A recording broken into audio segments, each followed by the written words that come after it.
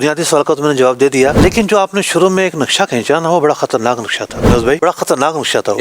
असल में आज के दौर में ना कुछ शिकारी इस तरह के लोगों पर नजर रखे होते हैं, 2 लाख 2 लाख 5 लाख 10 लाख की इन्वेस्टमेंट करने को तैयार हो बेचारे, और ख़ास तौर पर ऐसी बोगस स्कीमें लेकर आते हैं। कोई प्रॉपर्टी के नाम पर आ जाएगा, पता चला उसके पास पीछे सारे कागजात फेक हैं, वो सोसाइटी रन ही नहीं करती, नाम जरूर है उसका, लेकिन वो तो गोट आबाद स्कीम है, ठीक है, जो शो किया जा रहा है वो है नहीं। और पता चला कि वो भी 10 लोगों को जारी हुई है। जी जी।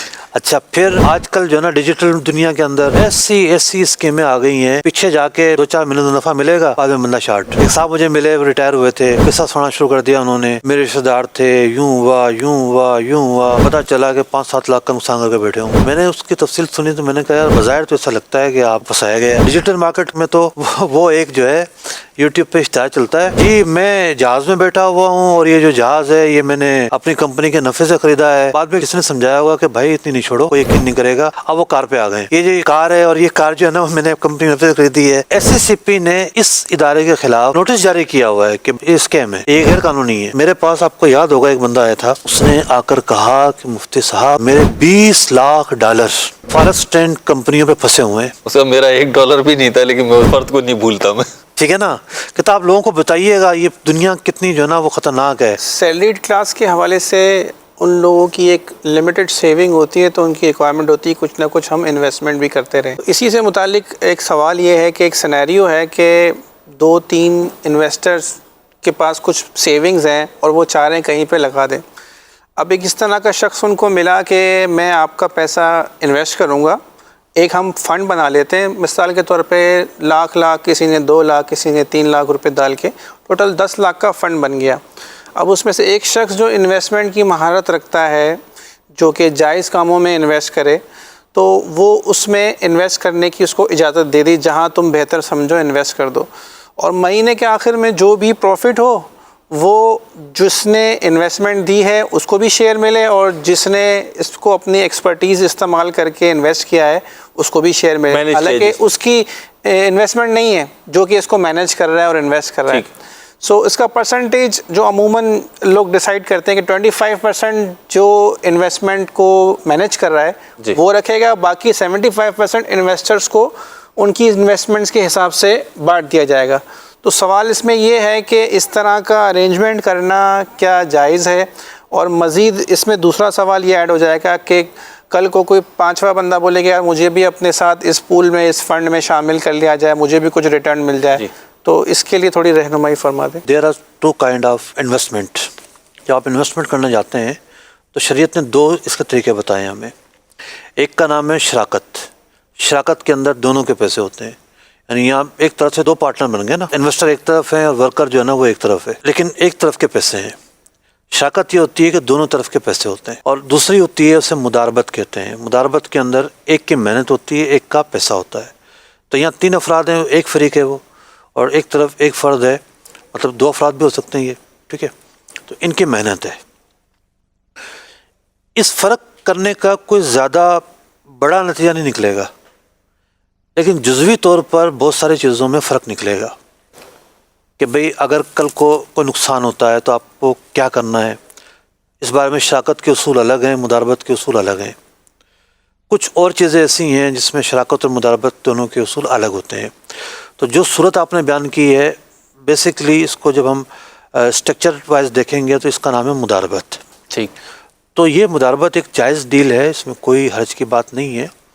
मरकज़ुल इक़्तिसाद इस्लामिक इकोनॉमिक्स सेंटर ने मुदारबत के हवाले से एक ब्रोशर भी लॉन्च किया है, और दारुल इफ्ता अहले सुन्नत की वेबसाइट पर ये ब्रोशर मौजूद है। आप देख रहे हैं स्क्रीन पर, आपको QR कोड नज़र आ रहा है। अगर आप इसको स्कैन कर लेते हैं, ये ब्रोशर आपके मोबाइल में डाउनलोड होना शुरू हो जाएगा। तो उसमें मुदारबत के जो मुतालिक सवाल जवाब, मुदारबत किस तरह कैसे, तो एक छोटा सा ब्रोशर है, तो बेसिक चीज़ें बयान की गई हैं। नबी अकरम अलैहिस्सलाम आपने मुल्क शाम सफ़र फरमाया तिजारत के लिए। हज़रत खदीजा रज़ियल्लाहु तआला अन्हा ने अपना एक गुलाम आपके साथ भेजा था, और उसको ख़ास तौर पर हिदायत दी थी कि तुमने वॉच करना है किस तरह के हैं, क्या हैं, कैसे हैं। और इस सफ़र के बाद ही फिर निकाह का पैगाम आप सल्लल्लाहु अलैहि वसल्लम को भेजा गया। तो ये क्या डील थी? मतलब दोनों तरफ इन्वेस्टमेंट थी, या एक के पैसे थे और एक की मेहनत थी? उलमा ने इस पर कलाम किया है, और बहुत सारे उलमा की राय ये है कि ये मुदारबत की सूरत थी। حضرت خدیجہ الکبریٰ رضی اللہ تعالیٰ عنہا کے پیسے تھے اور اس کو پھر دیا گیا نبی اکرم علیہ السلام کو، اور آپ علیہ السلام نے اس سے پھر تجارت فرمائی۔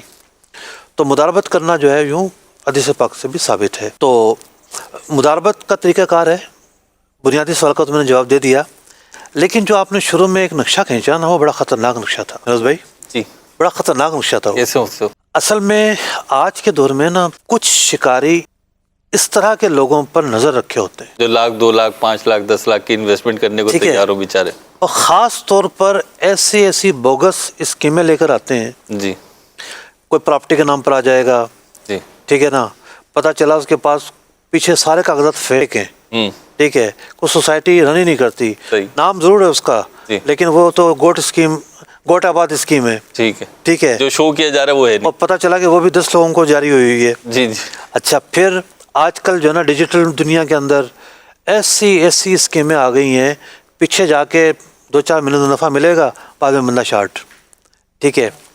ایک صاحب مجھے ملے، وہ ریٹائر ہوئے تھے، قصہ سنانا شروع کر دیا انہوں نے، میرے رشتہ دار تھے، یوں ہوا، پتہ چلا کہ 5-7 لاکھ کا نقصان کر کے بیٹھے ہوئے ہیں۔ میں نے اس کی تفصیل سنی تو میں نے کہا یار بظاہر تو ایسا لگتا ہے کہ آپ کو پھنسایا گیا ہے۔ تو یوں ایسے کام کو ہمیشہ ذاتی جو تعلق ہے نا اس کے بنیاد پہ کرنا چاہیے۔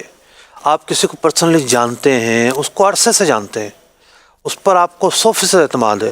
کاروباری رسک ہوتا ہے، آپ ڈیل کر رہے ہیں، اس ڈیل میں کوئی ٹوٹ پھوٹ ہو گئی، مارکیٹ ڈاؤن ہو گئی، ٹھیک۔ نفع نہیں ہوا، رسک کا بنیادی فیکٹر تو رہے گا۔ وہ تو رہتا ہے، لیکن ٹھیک ہے۔ ایک جو فراڈ کا جو عنصر ہے نا، جی یہ بڑی خطرناک چیز ہوتی ہے۔ ٹھیک۔ تو اس طرح کے لوگوں کو فراڈ کرنے والوں نے بڑا پیڑا ہوتا ہے، اور چونکہ یہ اس دنیا کے لوگ نہیں ہوتے، نوکری پیشہ لوگ ہوتے ہیں، کاروبار کا اندازہ نہیں ہوتا۔ اور ڈیجیٹل مارکیٹ میں تو وہ ایک جو ہے یوٹیوب پہ اشتہار چلتا ہے، جی میں جہاز میں بیٹھا ہوا ہوں اور یہ جو جہاز ہے یہ میں نے اپنی کمپنی کے نفع سے خریدا ہے، بعد میں کسی نے سمجھایا ہوگا کہ بھائی اتنی نہیں چھوڑو، کوئی یقین نہیں کرے گا، اب وہ کار پہ آ گئے، ٹھیک ہے، یہ جو یہ کار ہے، اور یہ کار جو ہے نا میں نے کمپنی میں نفع سے خریدی ہے۔ ایس سی سی پی نے اس ادارے کے خلاف جو ہے، پاکستان کا ادارہ بھی نہیں ہے، نوٹس جاری کیا ہوا ہے کہ بھائی اس میں یہ اسکیم ہے، یہ غیر قانونی ہے، اسکیم نہ ہو تو کم از کم غیر قانونی ہے۔ اب کیا ہے کہ اس طرح کے جو خاص طور پر جو فارکس ٹریڈنگ کرتے ہیں جو ادارے، بوگس ہوتے ہیں، فیک ہوتے ہیں۔ میرے پاس آپ کو یاد ہوگا ایک بندہ آیا تھا، اس نے آ کر کہا کہ مفتی صاحب میرے $20 لاکھ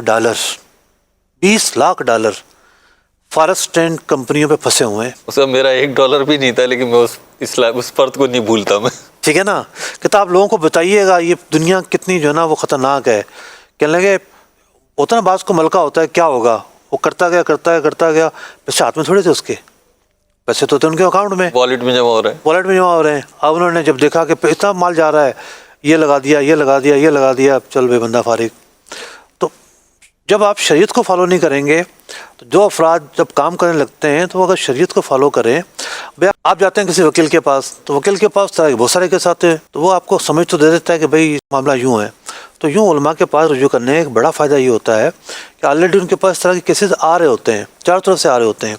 اچھا، بعض لوگ ہوتے ہیں ان کو نفع بعض کا تھوڑا بہت مل رہا ہوتا ہے، تو ایک کمپنی تھی، اس کے لوگ نہیں مانتے تھے،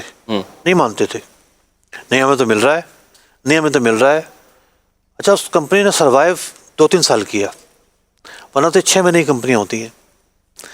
یہ پہلی کمپنی جس کو میں 3 سال تک سروائیو کرتا بڑا ہاتھی تھا کوئی، ٹھیک ہے۔ اور پھر خبریں چلنا شروع ہوئیں کہ مالک گرفتار، اتنے ارب کا فراڈ، سب گیا کام سے۔ یہ ایک بڑا جو نا نقطہ ہے جی، کہ یہ ایسے لوگوں پہ ہاتھ رکھتے ہیں یا ایسے اسکیم لے کر آتے ہیں جس میں سامنے والے کے 2-4 لاکھ روپے ڈوبتے ہیں۔ 2-4 لاکھ والا بولتا ہے کہ میں کیس کرنے جاؤں گا تو میرے تو اس سے زیادہ خرچ ہو جائیں گے، وہ جا ہی نہیں رہا ہوتا، جو بیٹھ ہی جاتا بیچارہ، بیٹھ جاتا ہے۔ تو یہ بھی ان کی ایک ٹرک ہے۔ ٹھیک۔